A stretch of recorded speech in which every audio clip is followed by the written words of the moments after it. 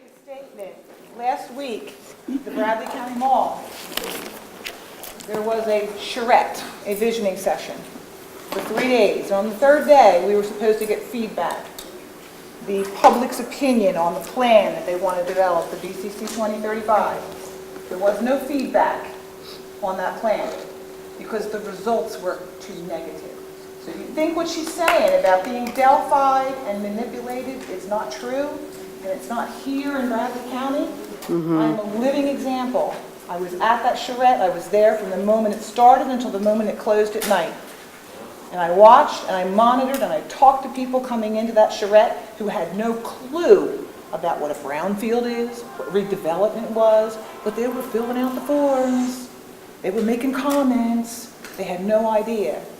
But because at the end of that charrette, those results were too negative, there was no feedback. And I want you all to know that.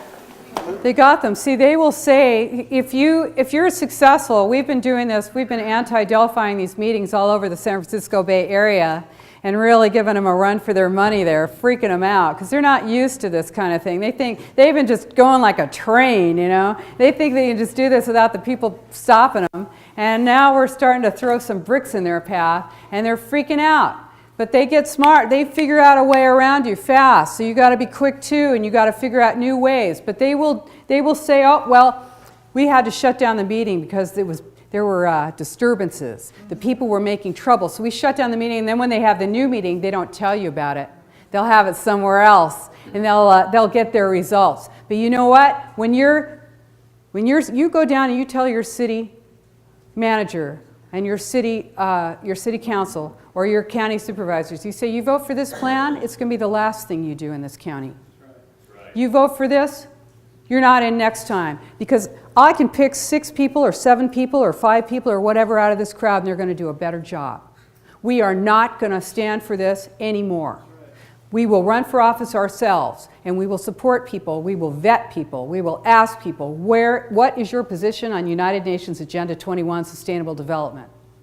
And if they say, I don't know what it is, you give them a chance, you let them know, and then if they're squirrely and weaselly, they're out of there. This is how we do it. Question? Comment about the APA. If you go to their website, there's a tool where you can find out if your city is putting out any bids. You'll find out ahead of time before they actually start doing it. You'll see that they're requesting a request for bid, for proposal, for a consultant, for smart growth or comprehensive plan, and that's your cue to get involved before it even becomes public. That's very good. You know, the American Planning Association has just put out a 12-week communications boot camp because planners are getting upset around the country because we're getting up and we're saying we don't want this. So they brought them in for a 12-week-long boot camp so that they could instruct them on how to handle us and how to shut us up and how to lie to us. They propagandize them. They're telling them, don't call it smart growth anymore. Call it quality growth now. This is it. How could you be for dumb growth? Don't talk about government money. It's all about the economy and jobs. Right. Yeah, you want jobs, you want to come back? Go ahead. This smart meter, they came out to my house today, and I wouldn't let them put it in. Good. That's Cleveland Utilities. And it sounds so good because they don't have to send, it'll save them money. Save them money. Sure. Save you money. Oh, yeah. But you know what also happened? Now, I know you make, isn't Whirlpool here and a couple of other appliances? Okay, well, they're putting chips in those new appliances so that your appliance, you know, and here's the other bad, freak out now. Because check this out. Because, you know, if you say, okay, well, I'm going to get around that. I'm going to keep my old appliances. And because the new appliances have to be connected to the smart meters or they're not going to work. So you keep your old appliances. Well, then your appliance breaks and you go, well, I'm going to go to the Goodwill and get myself another old appliance. Well, there's a program to buy up old appliances and destroy them like they did with our old cars. And they're going to do that. They will go and get old appliances and destroy them because you might be having an appliance without a smart meter. Yeah? Another thing, too, I own quite a bit of land in Bradley County, and I have 2 signs on my property on 64 Highway. And now they tell me that I'm not allowed to put any other sign up within 600 feet of the highway right-of-way. In other words, they're telling me what to do. Yet, they're in competition with me because they put Vulcan material on the other side of my property. Their sign is there, and they have to pay the state. And that's illegal. So that's one thing. And there was one other thing I wanted to bring up. Oh, about the trees. I own a lot of timber. And all this green stuff. We've always managed our land, replanted and everything else. Sure, that's right. Responsible, sustainable forestry, that's the real deal. But you don't own those resources. That's for the common good, not for you. Put in a subdivision, they came out and found some wetland grass in one little place. So they took a whole section of it. Never has been, we put up hay for 50 years there and never had any wetland. That's there. right. Misidentification of wetlands is a very powerful tool, and you will find that across the nation, misidentification of wetlands. And I told them that I said, well, I hope you don't come to my house because I've got that in a pot that a bird has dropped right at my back door. You know, I was appraising a property where a guy he couldn't do anything with his property. He was just furious, you can imagine, right? Had a lot of acreage. And he came out one day just to look at it. And there was a fish and game guy out there on his land. And he said, excuse me, not this nicely, but he said, excuse me, sir, what are you doing on my property? And the guy said, well, I think you've got pickleweed here, and this is clapper rail habitat. The guy said, this is my property, and you can get off my property. You are trespassing. And then he picked up a whole big clump of it and ate it right in front of the guy. Go ahead. Yeah, could you kind of explain inverse condemnation and how private landowners are being overlaid? I'm unfortunately now having to deal with that with the new airport that's being built by my home, which of course they came before and said, we're just going to take 300 acres for this airport. Oh, no. A year later, now we have to have airspace zoning, which puts me really in an inverse condemnation, because now the city airport manager can come on my property and tell me what to do with my property, and I live in the county. And of course, they had to have that so that they could get their grant assurances from the FAA. Right. So you're saying that you have a limit on the height of any building that you can put, or you could put no buildings at all on that on that land? That might create a bird strike hazard. Oh. Might create a glare. And what I was noticing in my research with this is how I became aware of Agenda 21. A lot of the changes with the FAA seem to be about 1987. They started doing that, and it all kind of led me into my research. But you being in eminent domain, and explain how the zonings are going to affect the people. I mean, really, is there any good private property next to airports?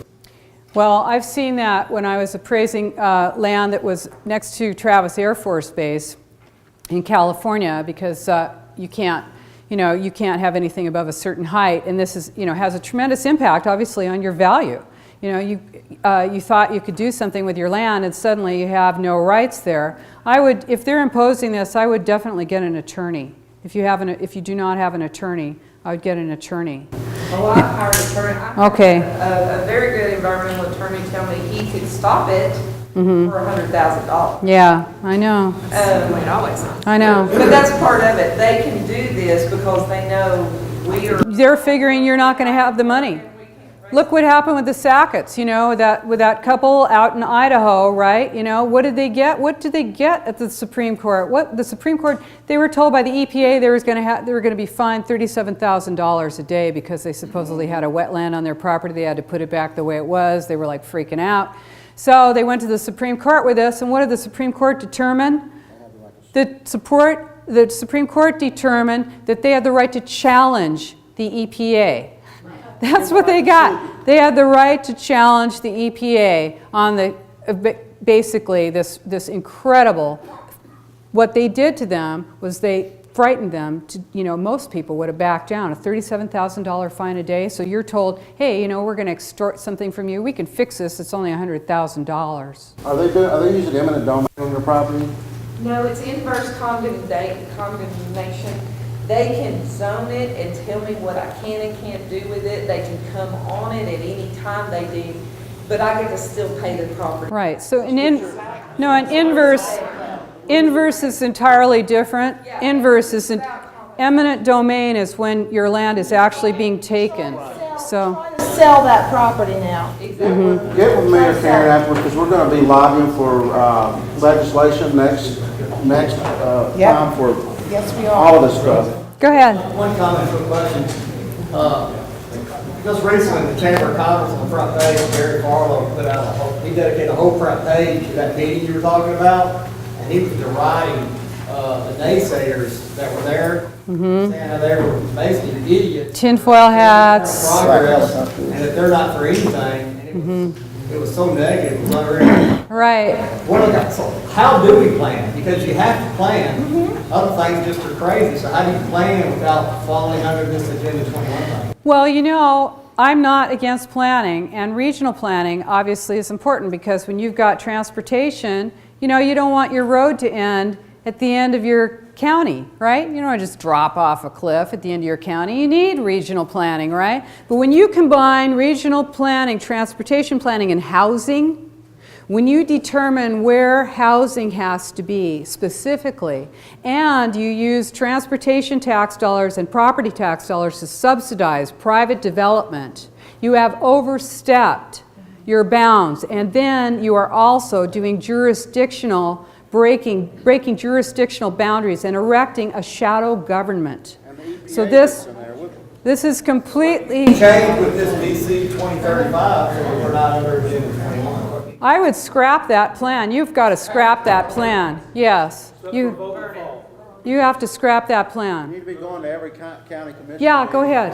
You paid out over $500,000. BCC 2035, the strategic plan was $250,000 to the consultants, and it's sitting on a shelf. And now they're creating another plan, BCC 2035, $275,000. You paid for that. And how many of you here can't pay your mortgage? If they've got that kind of money that they can pay consultants, they should be giving you a refund so you can pay your mortgage. Okay. What Ed is talking about under the FAA regulations, that is exactly right. It was around 1987. They have two little phrases in there about when they're going to build a new airport somewhere, and they don't tell the property owners outside of a certain area, but outside that area, when it's finished, will fall underneath. They have what they call A, B, and C zones. Right. Yes, I've seen that. Little phrases in there. Right, so One it's... is called an environmental nuisance, and the other one is called an attractive nuisance.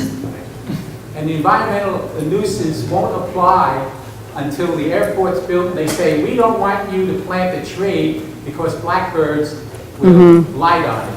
You'll see that too, even with your utility easements. You're not supposed to have a tree taller than 15 feet. And you will have your trees cut when they determine that they want to cut those trees down. They will cut your trees down. So, go ahead. Yes, thank you for bringing this message tonight and pointing out that it's not a left-right thing, it's an Americanist thing. In 1992, the John Birch Society sent one of its journalists down to the Earth Summit and wrote about it in 1992 in our magazine, The New American, and been warning Americans about it since then. Of course, we've been smeared for that. But the Southern Poverty, the Southern Poverty Law Center out of Montgomery, Alabama, is now also smearing anybody against Agenda 21, specifically people like Tom DeWeese of the American Policy Institute. Yeah, I think they named my group in their article too. And because their thing is, this is one of the reasons, of course I am a Democrat, I've been one since '74, but calling my group Democrats against UN Agenda 21 is a huge statement, because it's so easy to smear you with just saying you're a bunch of right-wing nuts. And now they're like, uh-oh, what do we do about these Democrats who are also standing up and saying, no, this is wrong? So, There are not a lot, but there are more and more. And there are ways to, we have to have compassion for people who have really bought into this and really believe it, and help people understand how they've been hijacked and manipulated. That law that Rand Paul, the senator from Kentucky, it's Senate Bill 2122, and the bill is called the Defense of Environment and Property Act. He's trying to stop this agenda. Rand Paul's great, yeah. Needs to be calling their senators to tell them to go along with to get this enacted. SB 2122, Rand Paul, and it's basically so they can no longer call the water in your toilet a wetlands. Go ahead. If you do not know, the Regional Planning Agency, and this is led by an office out of DTV in Hamilton County, are getting ready to apply for a $10 million grant to study the feasibility of the high-speed rail between the Atlanta Airport and Nashville Airport. That's going forth. But just for everybody's knowledge, the City Council of Chattanooga just spent $341,000 to put a grass roof on top of their City Council building, which was actually built 60 or 70 years ago as a jail. But we've been fighting this for over a year in Hamilton County, and I've been called a science denier, flat earth believer, a conspiracy nut. Yeah. And we have no track record. That's right. Well, you know what? We're getting more and more traction. This is what you do, is you spread the information, give the truth, the proof to people, and bring them on board with you. That's what you're going to do. Let me just get a couple other people. Go ahead. How does the Treaty of the Oceans tie in with Agenda 21? It sounds similar. Totally part of it. Totally part of it. Yeah. Go ahead. There's somewhere in there they want to reduce the world's population by 85%. Yes. What are they going to do? Gas us all or what? Yeah. That'd be a nice, easy way to do it, wouldn't it? Go ahead. They have ways, believe me. I have a friend who's Portland, Oregon, and he has 40 acres that he bought years ago. And it got declared by Agenda 21 as rural not for development. And he can't do anything with it. Open space. He can't put money on it. He can't cut trees on it. It's basically just trees.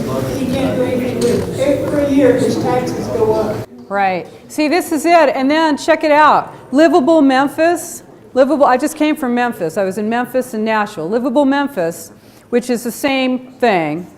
They say that they want to be able to take, if your property gets taken for non-payment of taxes, because eventually you're like, what am I, an idiot? I'm paying taxes, I can look at it. Well, so could somebody else. Let the government have it.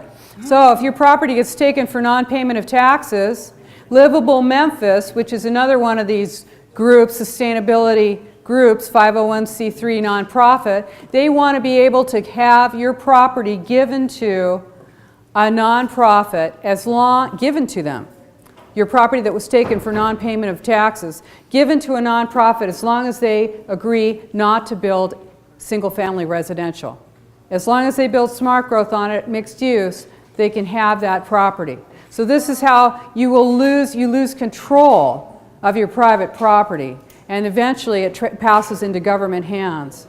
How can we stop, like Bill Clinton just got all this land put into the federal land grant, and everyone was clapping for it. They don't realize that's what the federal government... You know, monumental, when they create monuments are like, when you have these executive orders, it's kind of like an executive order, where they can actually create a monument just by the president's signature.